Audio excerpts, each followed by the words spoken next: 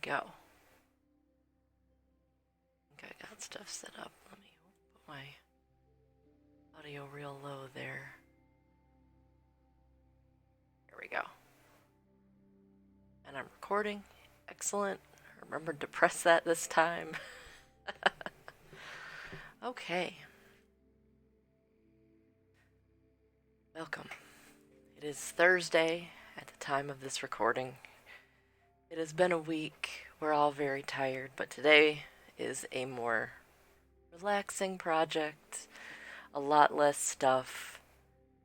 A lot less supplies needed. And one of my personal favorite topics, which is drawing. It's my personal thing I love to do. I doodle all the time. I labeled myself as a chronic doodler back in the past. So, I would like to share some of my warm-up techniques and a little bit of shading. So today's class might be a little shorter than usual, but that's okay. Some of the classes will be longer, some of them will be shorter, and that's just fine. That's just how things roll. There's going to be a lot of ball puns, I think, because I drew that circle for the example image, so we're just going to roll with it. Puns all intended. So today's project, what we're going to end with, is a cool picture of just a ball with a light source and some shading. I'm going to show you some interesting knowledge I have about the different areas of shades and all the different spots to show you how to make something look 3D as we go from a flat circle to a sphere. And don't worry, your paper doesn't have to be nearly as big as mine. This can be done in a sketchbook. It can be done in a small notepad. I just picked a big sheet of paper so you could see it on my screen. The resources that I put in my instructions, located below this video if you're watching this pre-recorded on YouTube. I have paper. I picked a big pad of paper. I dug this one out back from my art school days. I have this old Strathmore Sketchpad. It's 11 by 14. It's real big. I like to use just generic sketch paper. It's got a nice tooth to it, which has got like a little bit of a texture. This could be a sketchbook. It could be some office paper you have lying around your house. It could be, I wouldn't recommend a napkin. Napkins are kind of hard to draw on. But a regular piece of paper will do just fine. Could be a piece of cardstock. Could be a piece of Bristol board you have. Although Bristol board's a little more expensive, I wouldn't recommend using it. If you have newsprint, newsprint works just fine. Not with actual news printed on it, just plain newsprint. It's a little hard to see when you're trying to draw on top of words. Use that for your underneath your paintings. That's what that's for. You're going to want to have some pencils. Usually I use just about one. I don't tend to vary my pencils too much, but we'll talk about those in a little bit. I'll explain the numbers and things. I recommended just a 2B pencil, mostly because we tend to have them around, especially in America, as that's what every standardized test says. Hey, bring a 2B pencil, because that's what our little bubble sheets pick up. So I'm pretty sure you might have one of these floating around your house. It doesn't look like this. This is actually taking out of that goofy little kid set, which I forgot to pull out. I have right here. So in one of my earlier videos / streams, I had one of those sets, like what you get kids at Christmas, that all the artists were like, oh, those are really terrible. So I bought this on sale with a coupon at Michael's before everything was like, nope, gotta close. And it went right here. Like, I have fancy art pencils, but I was like, I want to see what this does. And it actually works pretty well. It has a little number on it, says 2B, or not to be. That is the question. Whether it is nobler to be a pencil that you sharpen, or a mechanical pencil, that is your choice. When it comes to the actual, like, drawing art, like if I'm going to do a still life, I'm going to pick something that I have to hand sharpen, and I'll explain about that why. If I'm just sketching and doodling, I always go with the mechanical pencil. And that's because I always want to get really fine lines. I'm not usually shading in my doodles. I'm usually cartooning. I'm usually cartooning, so I want to have a lot of sharp lines for that, which is why I'll usually use a mechanical pencil, because I'll always have a a point, and I can click it down. Also, I like the mechanical pencil. This is a Pentel Twist Erase 0.5, and I like it because you always have more eraser, and then the eraser, you can easily replace it. You just buy extra and put it in. And then you can always replace the lead real easy. I have about 5 of these because my left hand will take it and put it somewhere and then I'll forget. So I have another. And do I have another in here? I don't know. The other 3 might be lost somewhere in the house. I don't know. I have a tendency to put stuff down and forget where it is sometimes. So I'll have about 5 of these floating around my house of various colors. I like the 0.5. It's a good width for me to draw with. I find 0.7, 0.9 feels like drawing with a crayon, but your miles may vary. There's no hard and fast rule of you must only draw with this one specific width. How dare. The nice thing about drawing, and the thing that I love about drawing, is that there's no real wrong-ish way to do it. If you're making the art and you get the results that you want, then you're doing it right.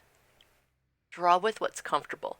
The only problem, also, is that there's no wrong way to do it. So there's not a lot of instruction when you start. You're just kind of awash in this ocean of stuff.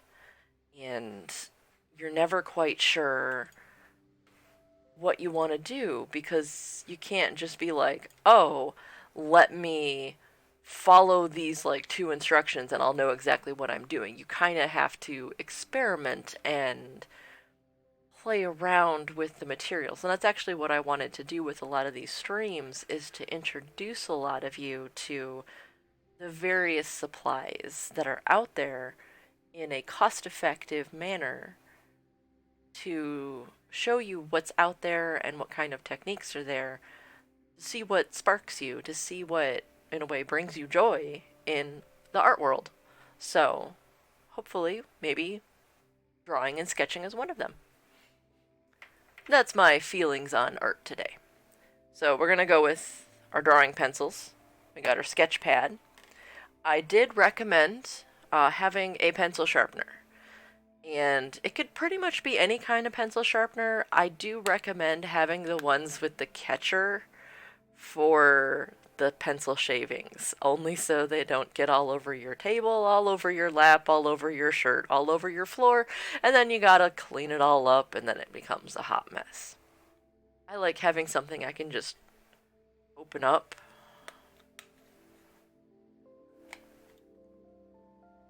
and then dump out at my leisure. I may sound like I'm a bit of a neat freak, but I'm mostly just lazy, and I don't want to have to keep cleaning up my section every, 2 seconds I try and work on stuff. I also recommended on my list a ruler. Now, any ruler can work, and you don't usually have to use a ton of rulers when you're drawing, unless you're doing, crazy perspective stuff, which we're not going to get into that today. Perspective is a whole thing, and we're not going to touch that right now. But I'm going to show you how to draw a circle, which is easier than one might think, and we're not even going to use a circle tool. We're going to use a ruler. If you're going to buy a ruler and you do a lot of art, I discovered these when I was in college, and I'm sad that it took me all the way to college to find these, so I'm going to tell you now. These cool little grid rulers. I talked about these in an earlier class when we were cutting our paper down. And these are all the inch markings, because America. I'm sure if you're in other countries that have the cool metric system, I bet these come in metric as well. So if you can find one, go for it. And they're all gridded out with the exact 90-degree angles, so you can make everything exact on angles and line things up so they're parallel and perpendicular, and it's super great. If you don't have one of these, that's totally okay. I just find these a little bit easier. We're going to use a ruler. Now, I didn't have this on the list, and I do apologize. It's not as necessary, but I will use it a couple times, is an eraser. And I talked about this in another class, but I will talk about it again here, are types of erasers. My personal favorite type are the white erasers. They are usually referred to as Mars erasers because that was a brand name. And they tend to be like these white gum erasers, and they're nice and soft. If you feel them, they've got this kind of like rubbery bend to them, and they're great because they are soft on your paper. And what I mean by that is when you go to erase, they won't tear at your paper.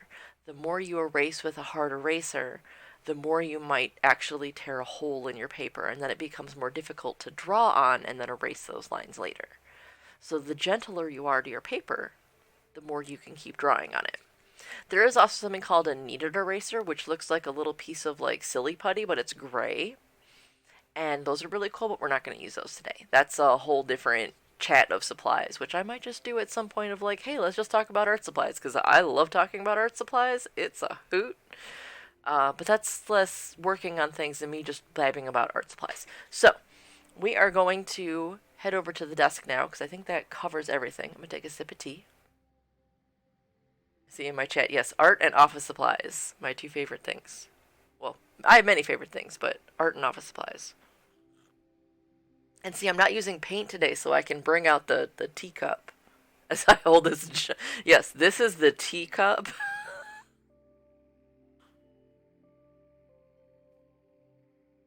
Don't worry, it's decaf. I'm not allowed to have caffeinated tea very much. Yes, indeed, this is a Nightmare Before Christmas cup. It has a little sip lid too if I wanted, but I like to live dangerously.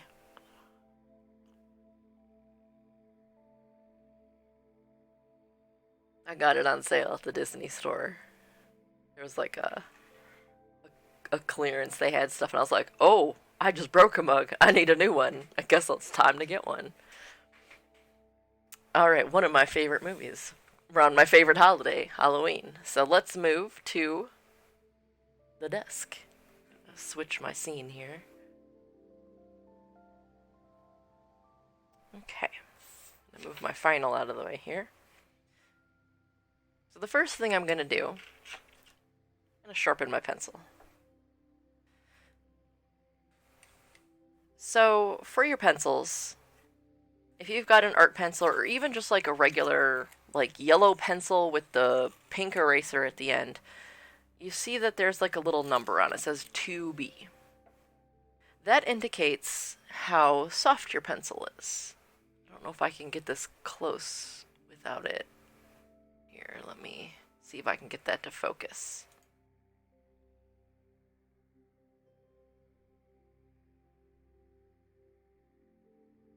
Maybe. You can sort of see it. It says 2B. And there are other pencils. Let me see if I can pull them out here. Where do I have them hiding? Oh, that's my graphite sticks. They've gone hiding in my art supplies, and I'm not sure. Those are my pastels. They've gone hiding. I have them somewhere. Well, there are other pencils. Like, I've got these turquoise ones. These are also a very common art pencil. You'll see the turquoise brand. It says Sanford Turquoise. And this one has a B on it. So there are two types of pencils. See, ones with B's and ones with H's. The B's are the softer leads. And by that, I mean this is the lead. And the softer it is, the more dark colors and blendable the lead that comes out will be. The higher the number with the H, that means it's a hard lead, the stiffer this is going to be, and it's going to be really light, and it doesn't blend at all. I don't really know why people would use the really high H ones. It goes up to 6. My guess would be for like drafting and things, but since I do a lot of drawing, I tend to use more of the B's. My personal favorite is the plain old HB, the one right in the middle, where it's soft yet not. But 2B is really nice and soft. It's really great for shading, so we're going to use 2B. Also, it's the easiest to find because it's your average pencil you'll get at the office supply store. You'll probably have a whole bunch of them around your house. You tend to use them in school.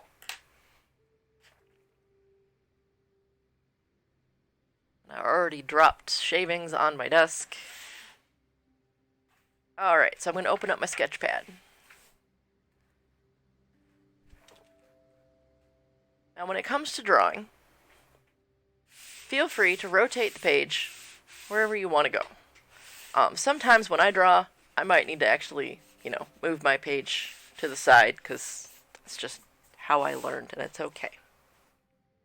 Let me see if I can move this up a little bit more. I get a good view of my lap.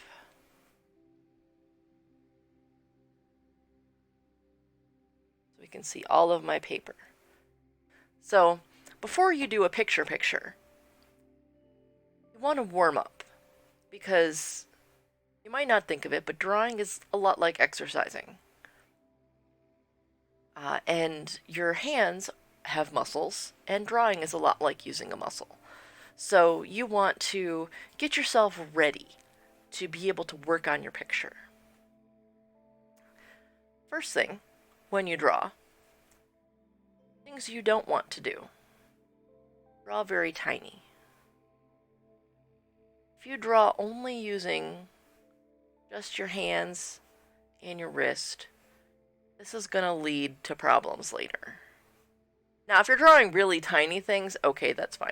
Like, sometimes when I'm sketching, I might need to do a little tiny detail. That's cool. Whatever. I'm drawing a tiny doodle. That's great. But what this causes you to do is I am now clenching my hand. This is beginning to cause this tendon underneath and this muscle right here. This is becoming very tense. So no matter how I'm shading it or drawing, I might be making a circle.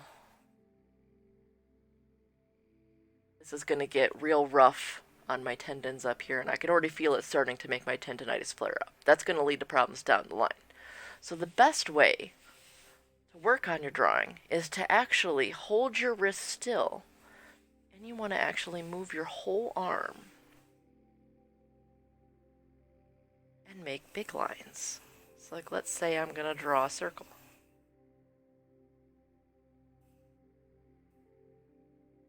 Sure, I made a bunch of lines, but that's why it's called sketching. Let's say I'm going to draw a face. Draw big lines. Say I'm going to draw a cartoon face.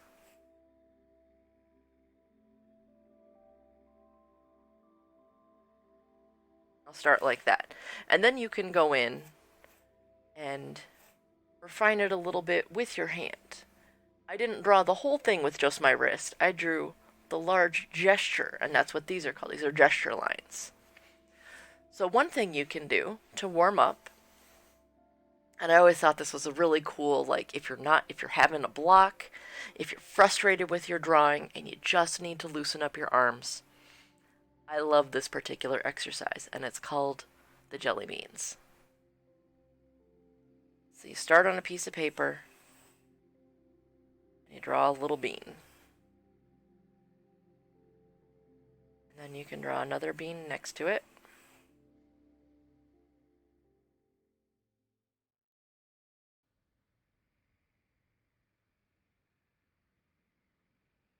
And you just kind of slide around the page.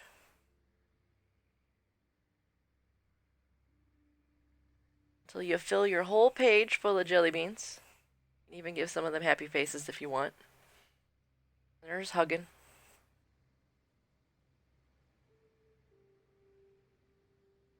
You can even make some of them go other directions. They can be funky sizes. Make someone really big. That one a happy face.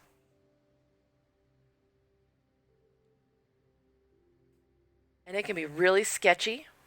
They can have little circles on the inside. It can be part circle.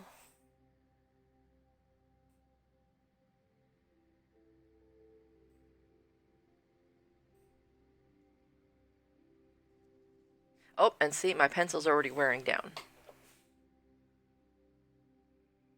Whoops, wrong side. There we go.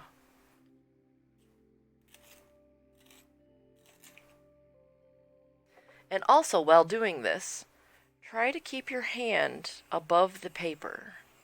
Try not to slide your hand across the paper. That way you don't get graphite up your arm. I've been prone to do that.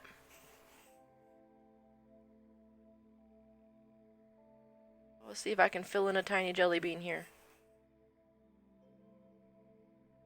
And don't worry if your jelly beans don't look like mine, that's okay. Everybody's jelly beans are different.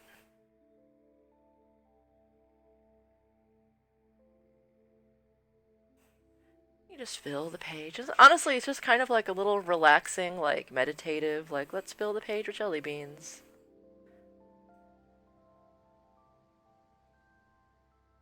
They can be little squat jelly beans.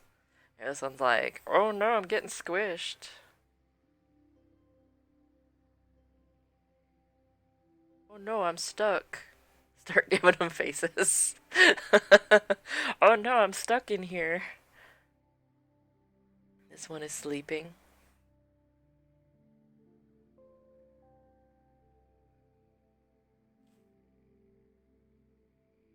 And what this is doing, like I'm not even like being real exact. I'm just like moving my arm around, filling my page.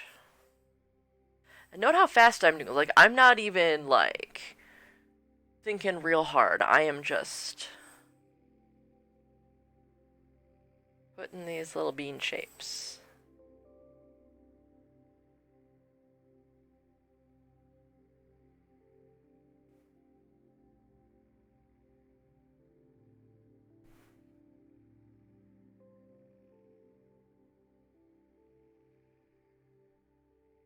Make a happy one down there.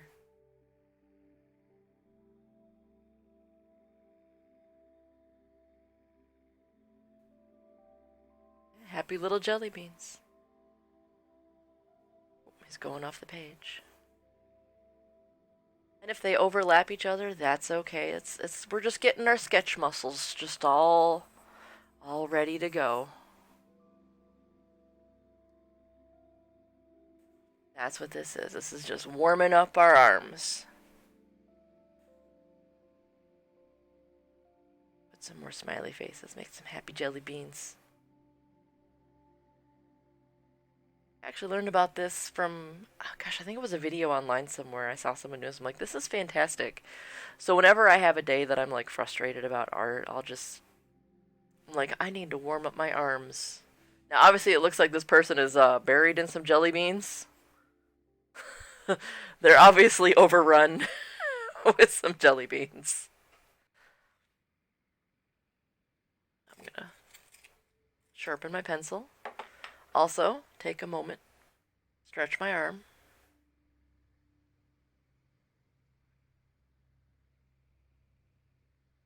So that was our first warm-up. Yes, there are multiple warm-ups in this one. In the bean pit, yep. That poor person is now stuck in the bean pit. Now I'm going to take this and I'm going to put it aside. Now don't worry. You might think, oh, this is just a warm-up. What am I going to do with this? You could keep it. You can recycle it. It's just a practice. You don't have to keep those. So a couple other techniques to learn is how to shade. So when it comes to shading, shading's a little bit different than just like putting lines down. There's a couple different ways to shade. You can hold your pencil a little bit differently. So one of the ways to shade is you'd have your pencil straight, you put your thumb down, and hold it like this. Now if you're doing it with your left hand, take your pencil, put your thumb down, grab your hands, and hold it like this.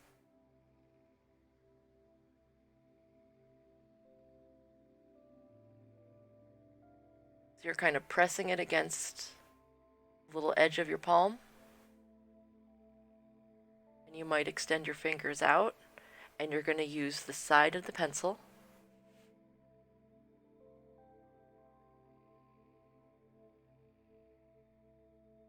And you're just going to, using the little flat edge, kind of like coloring in a zone, kind of like when we were doing those transfers in the other video. And if you carefully color next to the other one, you can avoid having a stripe show up. You can make one big zone.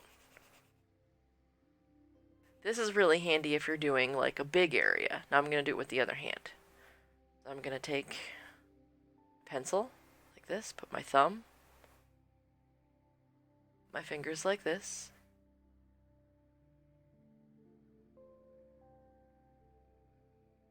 A little less dexterous this way. But using the other side.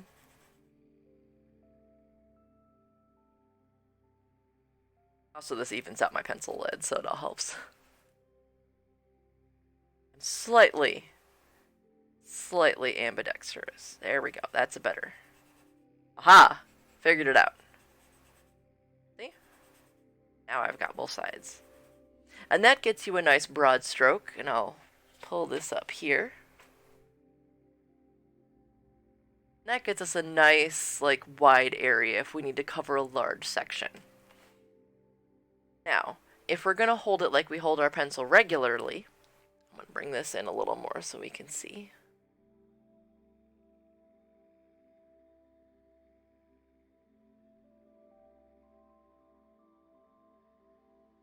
Precarious. There we go. Cool.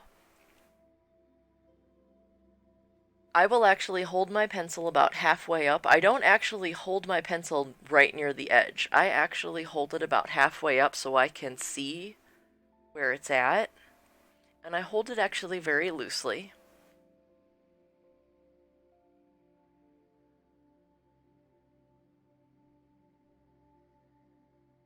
And this is a little bit, like, since I'm not actually, like, fully sketching, I'm not going to use my whole hand and my whole arm.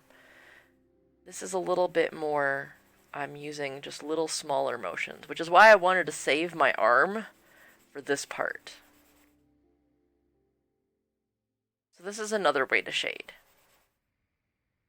And I tend to like this way a little bit better because I can do really, really light. I'm a little bit more controlled in this way, like by barely touching the page. I can get a really, really light touch. Do really, really pale, tiny shading, blend it out, and then layer it up to get that nice gradient, much akin to how we painted. Because the more layers of graphite you're going to put down, the darker it's going to get.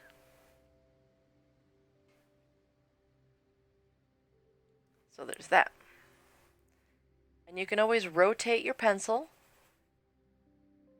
If you start running into the edge of the wood, totally okay. And the last thing I recommend is when you are shading with a pencil, try and go in the same direction for the whole picture. Because if you start going in another direction, you start doing what's called cross-hatching. Which sometimes is an effect that you'll want to do, but it'll cause what's a visual dissonance. And unless you're doing it throughout the entire picture, it could confuse the viewer. And then it makes your picture look messy. So I've got all these different directions happening, whereas here I have one singular direction.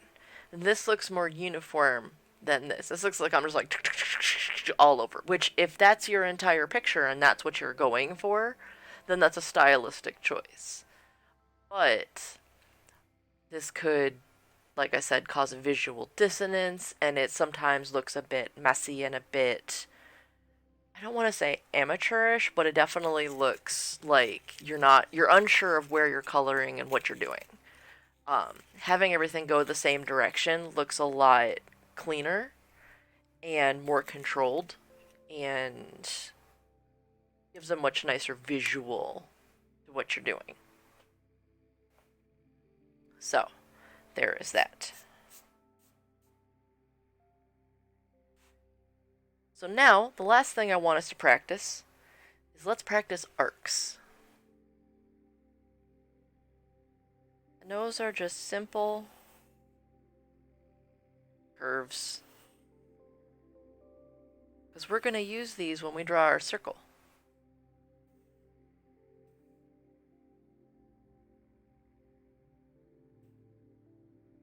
So drawing just like a bunch of mountains. And you know what? It's okay if you have multiples of lines, because what you do is you pick the lines that you like the most, and then you refine that one, and then erase down to the one you like the best. And that's totally okay. That's what sketching is for. And don't worry, if your lines look more like this and they're a little fuzzy, that's okay. That is totally okay, because that is where we all begin. We all begin with those little unsure fuzzy lines. I begin that way. That's where my picture started. And then the more you draw, the more confident your lines become. And the more sure your muscles are. It's a lot like learning to ride a bike, to learning how to play baseball, to doing soccer, to doing ballet. It's all learning the methods of what you're doing. And the more you do it, the better you get. And it's not to say that what you're doing now is bad. What you're doing now is the best for what you've got. So keep doing it.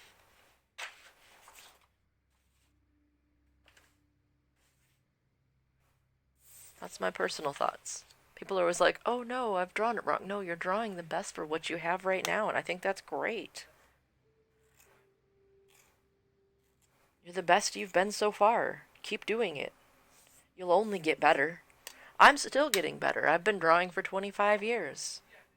Like, officially. Like, from classes and stuff. I've probably been drawing since I could, pick up a crayon. My mom's kept fan art I've drawn since I was like itty bitty. And ooh. It's real rough compared to what I draw now. But it's got heart. It's beautiful. Okay. I've got a smudge on my paper already. I didn't even draw anything yet. I'm going to clean that up. Alright, so I've got graphite on my finger. That's why. Haha. Alright, so now on to the actual project. We are going to draw a circle. Depending on the size of your paper, your circle may differ. I am going to make a 6-inch circle because I have a big piece of paper. Your circle might be 3 inches. It might be 2 inches. It might be 4 inches. It depends on your piece of paper. If you've got a big one, aim for 6. I'm going to randomly pick a spot in the center of my piece of paper. I'm going to use my ruler. I am measuring it up to the bottom. That's why I like this grid ruler. Because I can make it perpendicular. I'll start at the top. And I'm going to measure down a line that ends at 6. And what's half of 6? Half of 6 is 3. So I'm going to go up to where it says 3. I'm going to put a little dash line. That tells me that's where the middle of my circle is going to be. So then, because I've got this cool handy dandy ruler, I can then take it, match it up where it says 3, because 3 is the middle of 6. Match up my line because it's see-through, so it matches up with this. Put a mark at 6, put a mark at 0, and put a line here.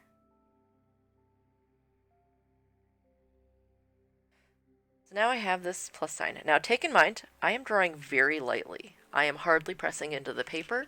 This is very, very light. I have a plus sign. In fact, if we were doing math class, this looks like a plot grid. Like I'm going to draw a plotted chart here.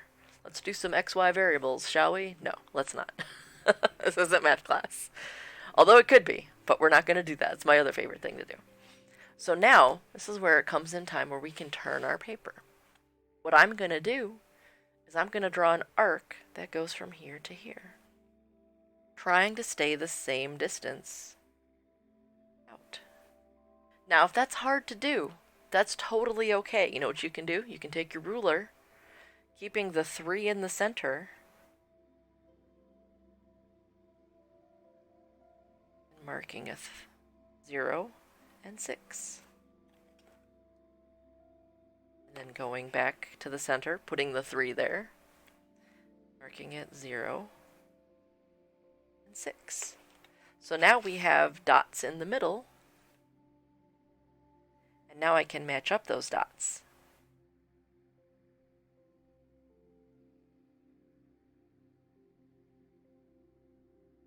Because in mathematical terms, a circle are just points that are equidistant, equal distance from the center.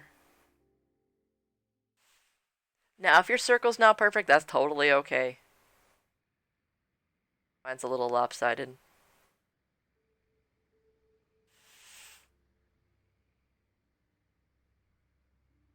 You know what you can also do to make a circle? Get something round, put it down, trace around it. You can also use a compass where you put the thing in the center and then you just draw around it. It all works. So now, I'm going to refine my line a little, best of my ability.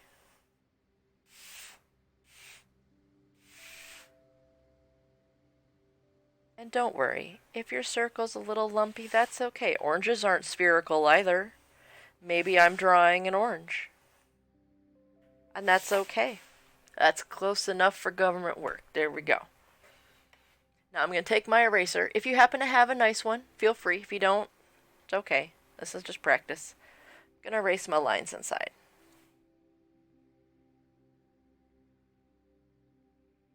So, now what I'm going to do is erase these here. And I now have a circle. Da da da da. Now we're going to take this circle and we're going to change it into a 3D sphere. And by that, we're just going to do some simple shading. First thing we have to do, whenever we're drawing something, like if we're drawing a still life, obviously there's going to be a light source. And by a light source, we mean where the light's coming from. Usually that's determined for us by a lamp shining upon the still life. It's usually chosen for us. It makes life a lot easier. Since we are just shading an arbitrary sphere, we get to choose our light source. I decided to make one up here on the left. So in standard art class symbolism, I drew a tiny sun. This is very, very usual. If you ever see this, usually it's like, hey, let's put a sunshine. That's how we know where it's coming from. That's our little light source right here. So now that means that the sun, now you don't have to draw this arrow. I'm just going to draw for you. But if you want to put this in here, feel free to keep this as a reference. This is going to be a good map if you want to use this for later. That means the light is coming here, which means there's going to be a real bright spot on this part of our sphere. That means all the light is coming here, so this side is going to be the dark with the shade. This is where the shadow is going to fall. That means there's going to be a shadow that's going to come out here. And then that means there's 6 more weeks of winter. Is that how that works? Yes. So, what I am going to do then is I'm going to start by putting my medium in. So we're going to have a light, a dark, but there's going to be something in between right here. So we've got a light, a dark, and a medium shadow. So I always like to go in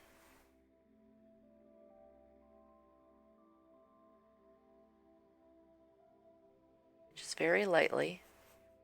And it's going to look like a crescent moon. Ever looked outside at night?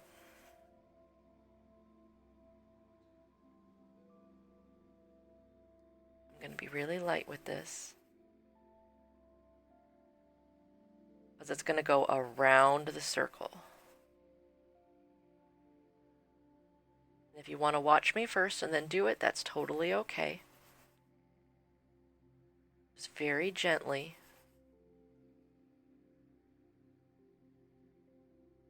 Shade in some nice light pencil.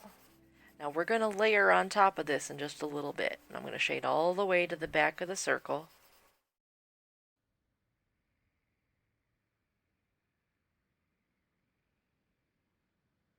So that I have this big moon shape.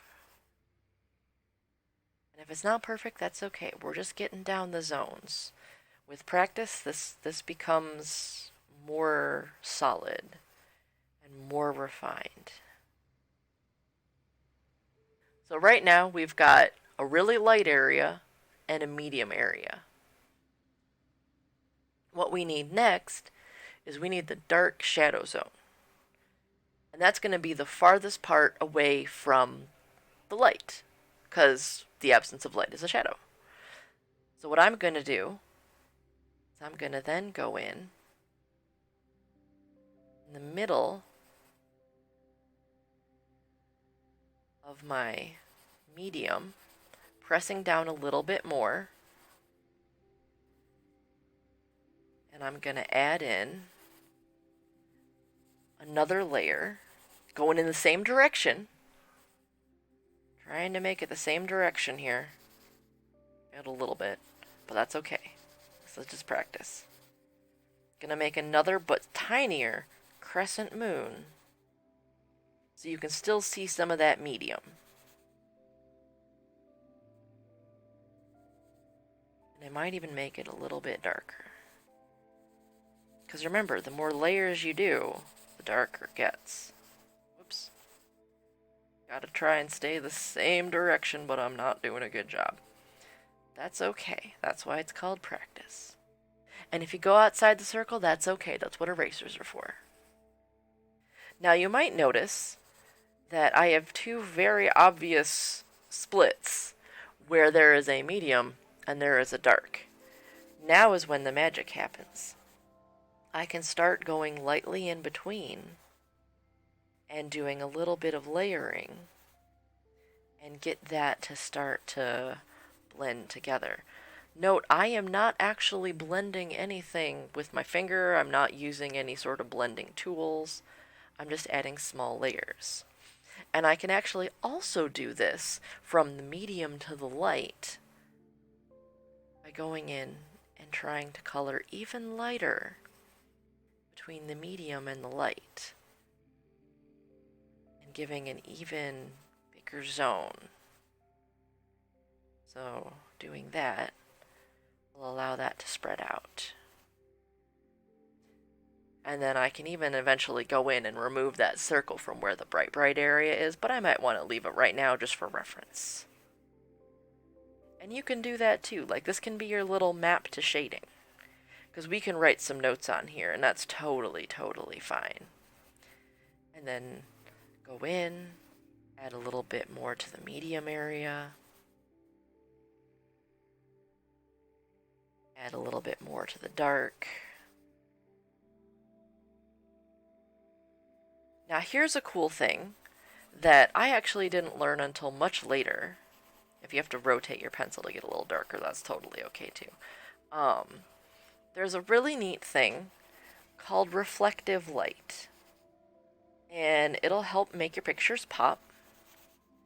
And it actually happens right here on the bottom side of the shadow.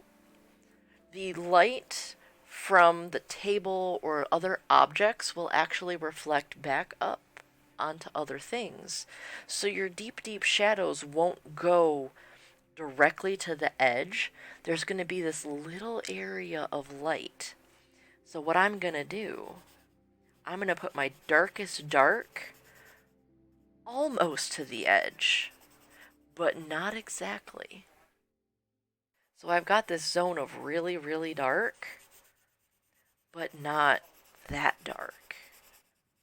And I've got this little zone of lighter just near the edge. Also, if at any point you need to sharpen your pencil, please do. And I just very carefully, it's very slow and methodical, just go through and just keep adding a little bit of layer, trying to get it to blend out. And I like this way of blending and shading because I like the texture it gives. It looks a little more natural to me as opposed to taking like a blending stick. Because the blending stick sometimes gets really smudgy to me. It'll get, like if you use your finger, it'll get the oils into the paper and sometimes that'll leave awkward smudging and can damage things, and then you get just stuff all over, and that's a personal preference of mine. If you totally like using the blending tools and using it's called a chamois, it's like a little towel thingy that you can like blend stuff with your finger, that's up to you. I myself like the more rough look of the paper texture. Alright, so now we have our sphere. Looks pretty round, but now we need to give it a place to rest. And for that, we're going to put a shadow. Now a shadow is like we took this sphere, this circle, and we're going to squish it and spread it out. Because the light's coming from this direction, that means its shadow is going to go this way. Oops, sorry, this direction. Because it's on a flat surface. So I'm going to take this circle, I'm going to draw very lightly a long, flat oval. And it's going to go a little bit behind the circle and come out a little bit in front of the circle and a little bit below. Because the light is here. It's not on top. If it was on top, you might not see this part. But it's right here. So we're thinking about, okay, so we're seeing a little bit. So we've got light here. Light here. Ooh, I've got graphite on the side of my hand. You can see it right there. And light here. So this, I'm going to draw this a little darker so you can see it. This is going to be our shadow.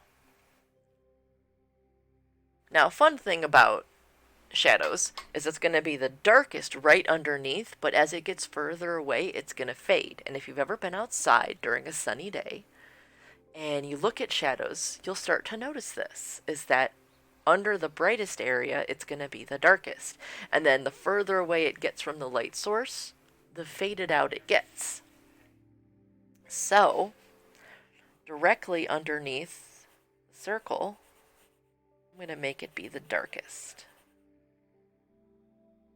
So then we got this right here. Now here's a fun fact. A lot of the lines, and put that in quotes, lines that we see and that we draw in pictures are just the meeting of a dark and light zone. So like right here underneath, where we see the underside of the ball and the shadow underneath, that's just the meeting of a dark and a light. And it looks like a line to our eyes. So now, underneath, going in front, because it's a smaller zone, I'm going to take that shadow, start by making it a little dark, and then lightening up on my shading, just so it becomes a little more medium by the end. But it's still kind of like a solid oval. You can still see that pretty clear, because it's pretty bright where it's at. Now, I'm going to go towards the rest of my shadow here. It's still pretty dark underneath. And then as I get towards the end of the shadow, I'm going to start lightening up. As you see, as I'm doing this, I'm using my whole arm. I'm actually not moving my wrist at all. So I am just shading, lightening up my pencil, ever so much. And as I get to the end, just going to do some gentle pencil lines so it just kind of fades into the distance. And then go in, add a couple layers to even out any of the lines. And then add in any of the dark areas here. I'm going to add some dark edges to my shadow. Give it some refined area. And I'm going to blow away any of the graphite shards I had from sharpening my pencil. And with that, we have a sphere resting on a plane. And with that, I'm going to sign it. And I'm going to date it. Because we couldn't actually do that with the other one. I forgot to have us do that yesterday, because that's important. We should sign our work and put a date on it. That's some basics of shading. It's not the most, groundbreaking technologies or projects that we did, but it's a lot of general basics of how to shade something, what lights and darks are, what are light sources, and a little bit about the parts of where shadows are. So this is kind of a general review, just to kind of go over things, and I'm going to write this on here. So we have the lightest, and you don't have to write these on there. I can just put these here. And we have the darkest on the back side. Ooh, I put an extra T in there. And spell. There we go. Got the darkest. And then in here, we have a medium, which is in our center. And then here, we have reflected light on the back side from the table, basically, that this sphere is on. And that's kind of the general start of shading. So hopefully this session has been informative and will get you started on your shading. If this is something that you enjoy to do, I encourage you to, take a look around you, see if you can spot the different shadows and reflected lights on things. Take a look at even just like simple shapes and stuff. You'll start to notice where shadows fall and how they blend outwards of things. Once you start to learn all the different parts of still lifes and objects and shadows and all the things, you start to notice them more and more, and it will kind of opens up a whole new world. So now I'm going to go over here and go back to my main video. There we go. There we go. Hopefully everyone had a fun class with that today. Hopefully I didn't get too much graphite on my hands. I'm going to have to go wash my hands after this so I don't put graphite smudges over everything. Thankfully my new desk is a dark color instead of white to go wash my drawing desk. And hopefully you have enjoyed this drawing session with me today. This is one of my favorite things. I liked doing a lot of sketch with pencils. I did a lot of that in my art classes. It was one of my favorite techniques to do. And I hope that you learned a lot. If you have any techniques or ideas or things that you are interested in, let me know. I'm going to be spending the weekend coming up with a couple more classes for next week, as we are still continuing to be at home. I'm going to try and come up with some ideas. I've got some crayons and markers I want to try and take a look at and see if I can come up with some cool projects for us to work on. So, and by crayons and markers, I literally mean Crayola crayons and markers. So nothing too fancy. I want to see if I can come up with some cool ideas for stuff for us to do at home. Have some fun projects. But I want to thank you all for coming out today. I had a fantastic time. And if you are watching this video on YouTube, thank you so much. If you liked it, give it a like. If you have any ideas or things you want to cover, leave a comment below. That'd be super great. And with that, I want to say thank you and have a fantastic time doing art. Art is a wonderful journey and a joy to do, and it's all about having fun. So I just want everyone to have a great time and to relax doing it, and it should be a fun outlet. It should bring you joy, and there's so many different ways to do it that I hope one of the many ways that I show you here will spark an interest. That's my big goal. So there are so many ways to do it. Maybe one of them will be yours. And I hope that you all have a wonderful and fantastic day. And if you are watching the stream, hang on. I'm just going to hit the stop on the record button. Otherwise, thank you very much for watching.